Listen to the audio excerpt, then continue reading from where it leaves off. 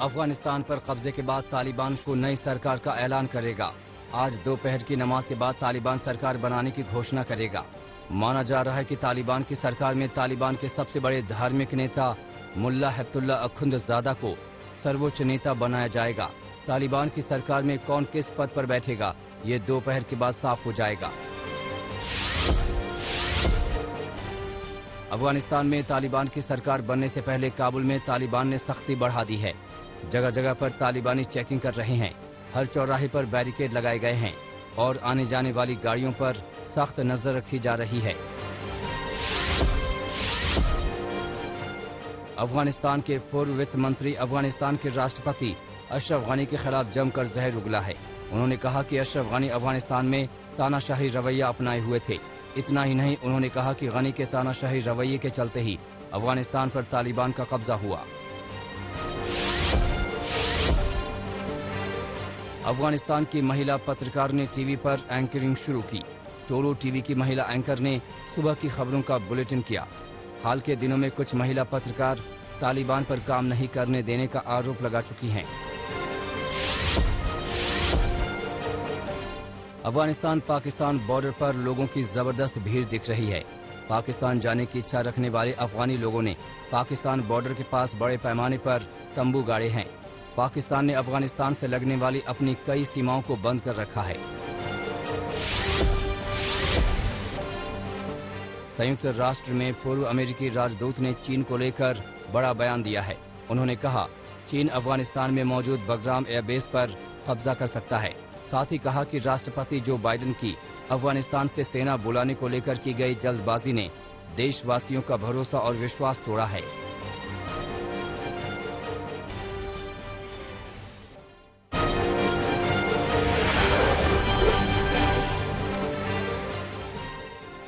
पश्चिम बंगाल की ममता सरकार राज्य में डीजीपी की नियुक्ति के मुद्दे पर सुप्रीम कोर्ट पहुंची है। पश्चिम बंगाल सरकार ने कहा है कि यूपीएससी के पास न तो अधिकार क्षेत्र है और न ही उसमें किसी राज्य के डीजीपी पर विचार करने और नियुक्त करने की विशेषज्ञता है। बंगाल में 1986 बैच के एक आईपीएस अधिकारी को राज्य के कार्यवाहक डीजीपी के रूप में नामित किया गया है। नए डीजीपी के चयन को लेकर राज्य और यूपीएससी के बीच खींचतान चल रही है। आज से आरएसएस की समन्वय बैठक नागपुर में शुरू हो रही है। इस समन्वय बैठक को काफी अहम माना जा रहा है। बताया जा रहा है कि इसमें 5 राज्यों में होने वाले विधानसभा चुनाव में संघ की भूमिका, कोरोना की तीसरी लहर समेत अन्य अहम मुद्दों पर चर्चा होगी। ये बैठक 6 सितंबर तक चलेगी। इसमें संघ के केंद्रीय पदाधिकारियों के साथ साथ 36 सहयोगी संगठनों के मंत्री शामिल होंगे। पंजाब में कांग्रेस पार्टी के लिए सिद्धू बनाम कैप्टन की लड़ाई खत्म होने का नाम नहीं ले रही है। इस बीच पंजाब विधानसभा में एक दिन का विशेष सत्र होने वाला है। तमाम विधायकों को इस एक दिन के विधानसभा सत्र में हर हाल में मौजूद रहने के निर्देश दिए गए हैं। वैसे तो ये विशेष सत्र गुरु तेग बहादुर जी के 400वें प्रकाश पर्व के मौके पर बुलाया गया है, लेकिन पंजाब की राजनीति में इसके अलग ही मायने निकाले जा रहे हैं। उत्तर प्रदेश में जन क्रांति यात्रा का समापन हो गया। यूपी के पूर्व मुख्यमंत्री अखिलेश यादव लोगों को संबोधित कर रहे थे कि तभी मुलायम सिंह यादव भी अचानक वहां पहुंच गए। अचानक पहुंचे मुलायम ने फिर लोगों को संबोधित भी किया। असम की हिमंत बिस्वा शर्मा सरकार ने नेशनल पार्क से पूर्व प्रधानमंत्री राजीव गांधी का नाम हटाने का फैसला किया है। कैबिनेट मीटिंग में इसको लेकर फैसला किया गया, जिसके बाद अब इसे ओरांग नेशनल पार्क के नाम से जाना जाएगा। असम सरकार के मुताबिक आदिवासियों और चाय जनजाति समुदायों की मांग को ध्यान में रखते हुए सरकार ने राजीव गांधी नेशनल पार्क का नाम बदलकर ओरांग नेशनल पार्क रखने का फैसला लिया है।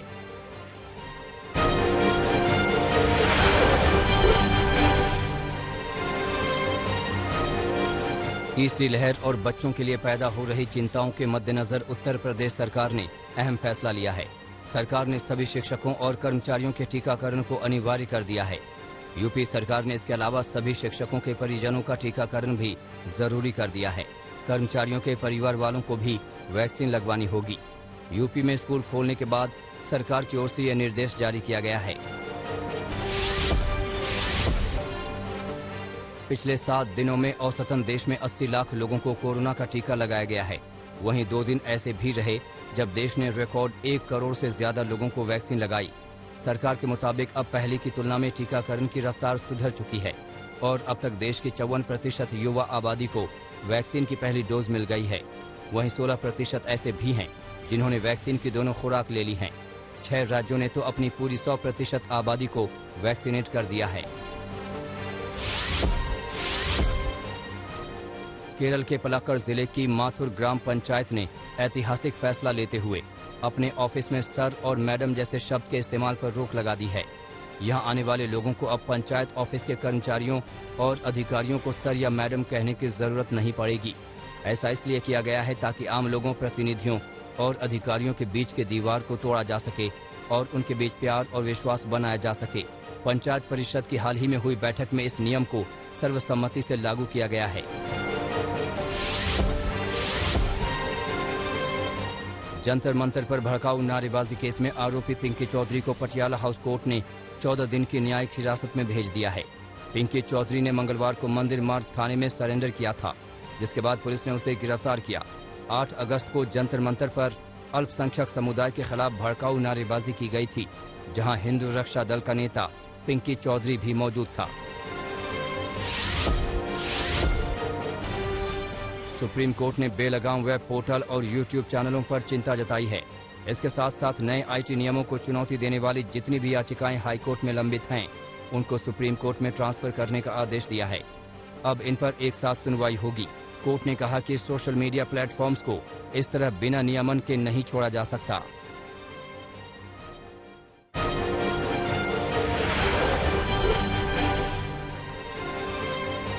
टीवी के जाने माने अभिनेता और बिग बॉस सीजन 13 के विजेता सिद्धार्थ शुक्ला नहीं रहे। सिद्धार्थ शुक्ला को दिल का दौरा पड़ा था। बताया जा रहा है कि सिद्धार्थ शुक्ला रात में दवा खाकर सोए थे, मगर वो उठे नहीं। सुबह उनकी बहन और जीजा उन्हें कूपर अस्पताल ले गए, जहां डॉक्टर निरंजन ने सिद्धार्थ को मृत घोषित कर दिया। 5 डॉक्टरों की टीम ने सिद्धार्थ शुक्ला का पोस्टमार्टम किया, लेकिन अब तक सिद्धार्थ शुक्ला की पोस्टमार्टम रिपोर्ट नहीं आई है। आज सिद्धार्थ शुक्ला की पोस्टमार्टम रिपोर्ट आएगी और आज ही सिद्धार्थ शुक्ला का अंतिम संस्कार किया जाएगा।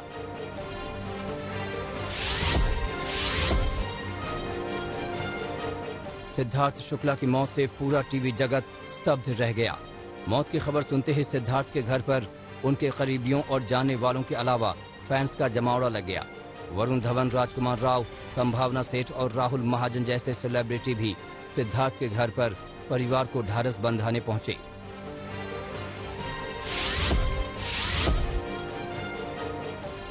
सिद्धार्थ अंधेरी वेस्ट के एवरग्रीन सोसाइटी के ए विंग में अपनी मां के साथ रहते थे। बी विंग में उनकी बहनें रहती हैं। सिद्धार्थ को उनके बहनोई कूपर अस्पताल लेकर आए थे। मुंबई पुलिस की एक टीम सिद्धार्थ के घर पहुंची। मकसद था सिद्धार्थ से जुड़े परिवार समेत तमाम लोगों का बयान लेना, ताकि सारी बातें साफ हो सके। लेकिन जानकारी के मुताबिक सिद्धार्थ के परिवार ने अब तक किसी भी तरह का शक शुबा नहीं जताया है। सिद्धार्थ शुक्ला की मौत की खबर फिल्मी दुनिया के सिर पर वज्रपात की तरह टूटी। बिग बॉस के होस्ट और अभिनेता सलमान खान ने सिद्धार्थ की मौत पर दुख जताया। सलमान खान ने ट्वीट कर लिखा, बहुत जल्दी चले गए सिद्धार्थ। कोरियोग्राफर फरहा खान ने भी सिद्धार्थ की मौत पर दुख जताया और लिखा कि क्या इससे भी बदतर हो सकता है ये साल। सिद्धार्थ शुक्ला के बारे में सुनकर हैरान हूँ, दुखी हूँ।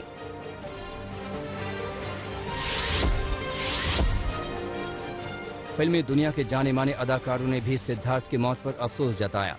शक्ति कपूर ने कहा कि सिद्धार्थ के खुशी के दिन तो अभी शुरू ही हुए थे। सिद्धार्थ का जाना बहुत तकलीफदेह है। रितेश देशमुख, मनोज मुंतशिर, कपिल शर्मा, राजू श्रीवास्तव, सुनील पाल, रवि किशन, मनोज तिवारी और रणवीर शौरी ने भी दुख जताया। रणवीर शौरी ने लिखा कि सिद्धार्थ अभी बच्चा था, उसका इस तरह से जाना दुखी कर गया, स्तब्ध हूँ।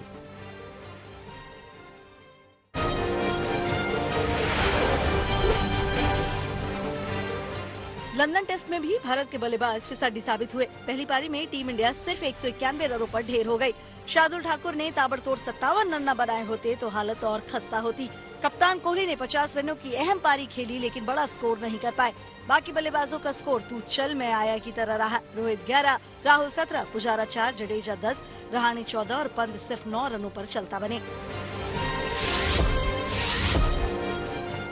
शार्दुल ठाकुर ने आखिरी सत्र में ताबड़तोड़ बल्लेबाजी की। शार्दुल ने सिर्फ 31 गेंदों पर अपने टेस्ट करियर का दूसरा अर्धशतक पूरा किया। ठाकुर 36 गेंदों पर 57 रनों की शानदार पारी खेलकर आउट हुए। उमेश यादव के साथ शार्दुल ने 8वें विकेट के लिए 63 रनों की साझेदारी की। शार्दुल टेस्ट क्रिकेट में भारत की ओर से दूसरा सबसे तेज अर्धशतक जमाने वाले बल्लेबाज बन गए हैं। सबसे तेज अर्धशतक कपिल देव के नाम है। इंग्लैंड के जल्दी 3 विकेट झटक कर भारत ने पहले दिन कुछ राहत की सांस ली। पहले दिन स्टंप्स तक इंग्लैंड का स्कोर 3 विकेट पर 53 रन रहा। रोरी बर्न्स 5 रन बनाकर और हसीब हमीद बिना खाता खोले आउट हो गए। दोनों विकेट जसप्रीत बुमराह ने लिए। कप्तान जो रूट को बोल्ड कर उमेश यादव ने टीम को बड़ी कामयाबी दिलाई। विराट कोहली सबसे कम पारियों में 23,000 इंटरनेशनल रन बनाने वाले खिलाड़ी बन गए हैं। कोहली ने 490 पारियों में ये बनाकर सचिन तेंदुलकर के रिकॉर्ड को तोड़ दिया। तेंदुलकर ने 522 पारी में अंतर्राष्ट्रीय क्रिकेट में 23,000 रन बनाए थे। कोहली इस मुकाम पर पहुंचने वाले भारत के तीसरे और दुनिया के 7वें खिलाड़ी बने हैं।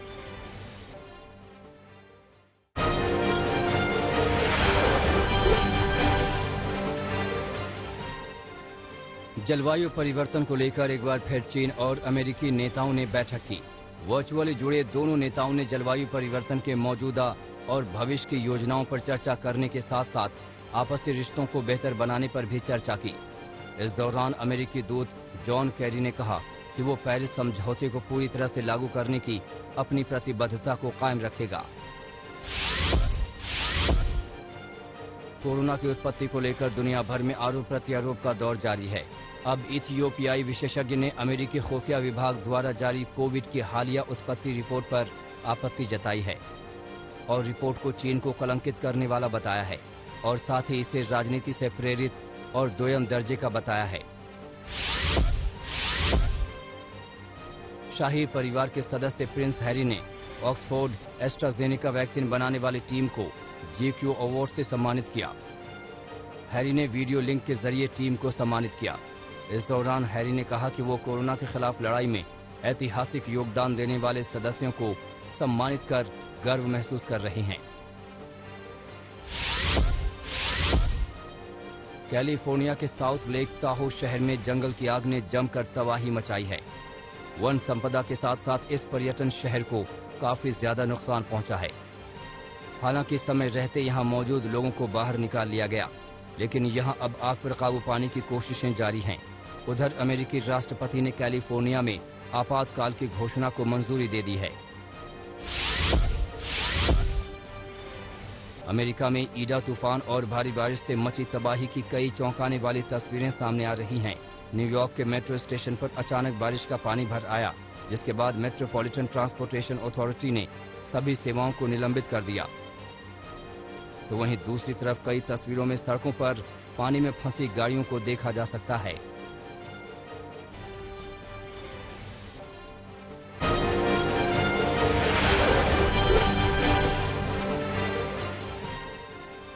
एक तरफ जंगल की आग और दूसरी तरफ ईडा तूफान ने अमेरिका में जनजीवन को बुरी तरह प्रभावित किया है। Pennsylvania, new Jersey, New York, Massachusetts जैसे कई प्रांतों में जमकर तबाही मचाई है। सड़कों और सार्वजनिक जगहों पर पानी भर आया है। मौसम विभाग ने शनिवार तक और तेज तूफान की चेतावनी जारी की है। हांगकांग के 16 एकड़ में फैले वाटर पार्क को फिर से 2 सितंबर से मीडिया के लिए खोल दिया गया है। 21 सितंबर को वाटर पार्क के दरवाजे जनता के लिए खुलेंगे। 1997 से बंद पड़े इस वाटर पार्क को 2017 में ही खोला जाना था, लेकिन सरकारी फंडिंग की कमी की वजह से ऐसा नहीं हो पाया। हांगकांग का ये वाटर पार्क अब पहले से ही कहीं ज्यादा आकर्षक है। अमेरिका में ईडा तूफान। गुरुवार को टोक्यो पैरालंपिक के रनिंग ट्रैक ही पर एक गाइड ने अपने दृष्टि बाधित एथलीट को शादी के लिए प्रपोज कर दिया। जैसे ही दौड़ खत्म हुई, गाइड मैनुअल वाज ने केप वर्डे की रेसर केओला निद्रेया परेरा को ट्रैक पर ही घुटनों के बल बैठकर शादी की अंगूठी पहना दी। इस रेस में परेरा चौथे स्थान पर रही। इटली के रोम में वेनिस फिल्म फेस्टिवल के लिए दुनिया भर के फिल्मी सितारों का जमघट लगा। South Korean director Bong Joon, अमेरिकी फिल्म मेकर चोल झो, जूरी मेंबर और एक्ट्रेस सारा गादोन समेत कई बड़ी फिल्मी हस्तियों ने रेड कार्पेट पर शिरकत की। इस दौरान कुछ कलाकार बिल्कुल अनोखे ड्रेस में फोटो पोज देते नजर आए।